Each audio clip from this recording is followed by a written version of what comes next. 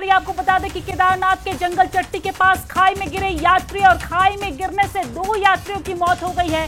3 घायल बताए जा रहे हैं। आपको बता दें कि पहाड़ी से मलबा आने की वजह से यह हादसा हुआ है।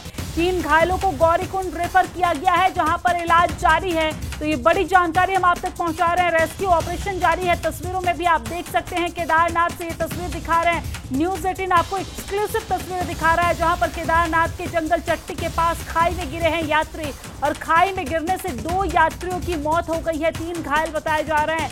पहाड़ी से मलबा आने की वजह से यह हादसा हुआ है। तीनों घायलों को गौरीकुंड रेफर किया गया है। ये बड़ी जानकारी हम आप तक पहुंचा रहे हैं और तस्वीरें भी दिखा रहे हैं। तस्वीरों में देखिए किस तरीके से यहाँ पर रेस्क्यू चलाया जा रहा है। स्थानीय लोग भी यहाँ पर मदद करते नजर आ रहे हैं और लोगों को किस तरीके से खाई से बाहर निकाला जा रहा है, ये आप तस्वीरों के माध्यम से देख सकते हैं। आपको जानकारी दे दें कि इस घटना में 2 यात्री की मौत हो गई है। 3 घायल बताए जा रहे हैं। घायलों को अस्पताल में इलाज के लिए भर्ती कराया गया है। तीनों घायलों को गौरीकुंड रेफर कर दिया गया है।